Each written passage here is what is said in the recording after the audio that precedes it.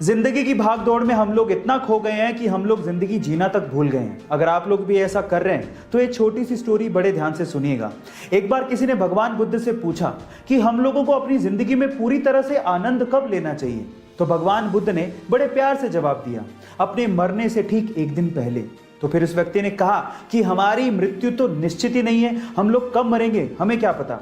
तो भगवान बुद्ध ने बड़े मुस्कुराते हुए कहा कि यही तो मैं कह रहा हूं, इसीलिए अपनी जिंदगी के हर एक दिन को अपना आखिरी दिन मानते हुए जीने का आनंद लेना चाहिए। गाइस, आपको ये सुन के कैसा लगा चैट सेक्शन में जरूर लिखिएगा। ग्वालियर के एक सैलून मालिक के घर पे जब एक बेटी पैदा हुई तो इस खुशी में उसने अपनी तीनों दुकानों पर फ्री में बाल काटने का ऐलान कर दिया। जी हाँ गाइस, एक बेटी के पैदा होने पर वो इतना खुश थे कि उनकी दुकान पर जो भी आया उसके बाल काटने के लिए उन्होंने एक भी पैसा उससे चार्ज नहीं किया। ऐसा करके वो ये संदेश देना चाहते थे कि समाज में अगर किसी के घर में बेटी पैदा होती है तो वो खुशियां लेके आती हैं, वो खुशियों के दिन होते हैं। इसमें उदास होने वाली क्या बात है, उत्सव मनाया जाना चाहिए। जी हाँ गाइस, उस ग्वालियर के सैलून मालिक की सोच को मैं दिल से सलाम करता हूं। गाइस, क्या आपको पता है कि अंटार्कटिका को रेगिस्तान यानी कि डेजर्ट कहा जाता है।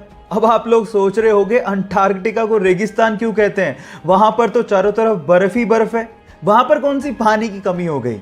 तो थांबा, मैं आपको आपकी जानकारी के लिए बता दूं कि हम मानते हैं कि भैया स्नो बर्फ होती है, लेकिन स्नो की कंजप्शन आपको हाइड्रेट करने की बजाय डिहाइड्रेट कर देती है। जी हाँ गाइस, आप ठीक सुन रहे हैं। जब आप स्नो की कंजप्शन करते हैं तो आपके शरीर को उसे पानी में बदलने में ज्यादा एनर्जी लगती है, जो स्नो के हाइड्रेटिंग इफेक्ट को नलीफाई कर देती है ना। ये इंटरेस्टिंग फैक्ट। ये फैक्ट जान के आपको कैसा लगा चैट सेक्शन में लिखना मत भूलिएगा। जब मात्र 300 स्पार्टन्स जेरेक्सिस की विशाल सेना के सामने लड़ने के लिए जा रहे थे तो रास्ते में आर्केडियंस मिल गए।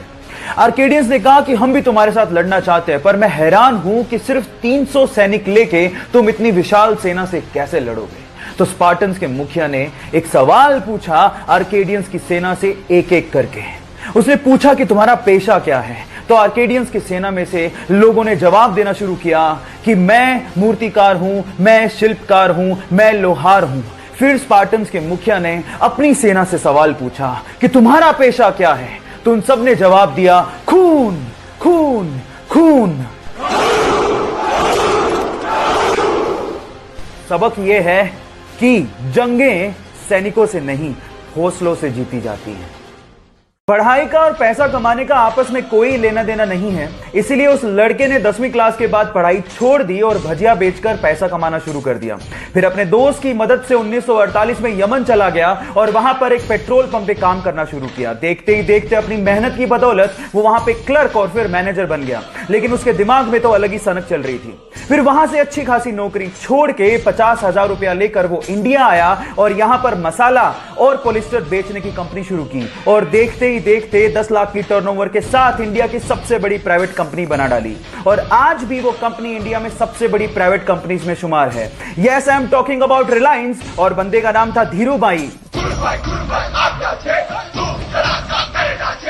और उनका कहना था कि बड़ा सोचो, दूर की सोचो और जल्दी सोचो, क्योंकि विचारों पर किसी का एकाधिकार नहीं होता। जब सीता मैया को रावण लंका उठा के ले गया तो उनको भगवान राम की तरफ से संदेश देने के लिए और उनका हालचाल पूछने के लिए हनुमान जी ने पर्वत से छलांग लगाई और समंदर के रास्ते होते हुए लंका जाने लगे। रास्ते में उनका सामना सुरसा से हो गया। सुरसा ने कहा, मुझे तो भूख लग रही है, मैं तो तुम्हें खाऊंगी। हनुमान जी ने कहा कि मैं सीता मैया से मिलके आता हूं, आते वक्त जो तुम्हारी इच्छा हो कर लेना। सुरसा ने कहा, नहीं, मुझे तो भूख अभी लग रही है, मैं तो अभी खाऊंगी। तो हनुमान जी ने कहा, वक्त जाया मत करो, खा लो। तो सुरसा ने उन्हें खाने के लिए अपना 1 योजन का मुंह खोला।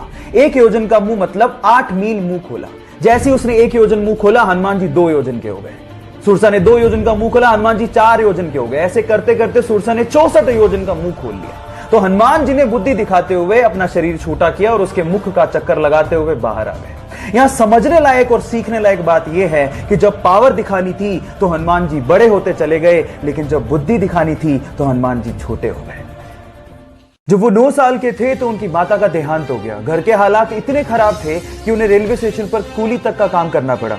इसके बाद जैसे तैसे करके उन्होंने बस कंडक्टर का एग्जाम पास किया और बस कंडक्टर लग गए। इसके बाद तो जैसे कि उनके अंदर का आर्टिस्ट ही बाहर आ गया।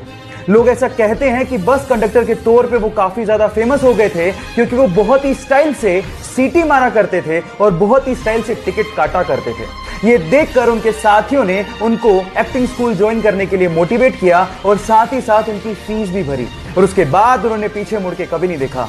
काफी स्ट्रगल के बाद उनकी पहली मूवी में ही उन्हें नेशनल अवार्ड मिला और देखते ही देखते वो साउथ में सुपरस्टार और गॉड माने जाने लगे। जहां हालात ये हैं कि बाकी एक्टर्स को अपनी मूवीज हॉलिडे के दिन रिलीज करनी पड़ती है, वहीं जब इस सुपरस्टार की मूवी आती है तो अपने आप वो दिन हॉलिडे हो जाता है। Yes, I'm talking about Thalaiva Rajnikanta.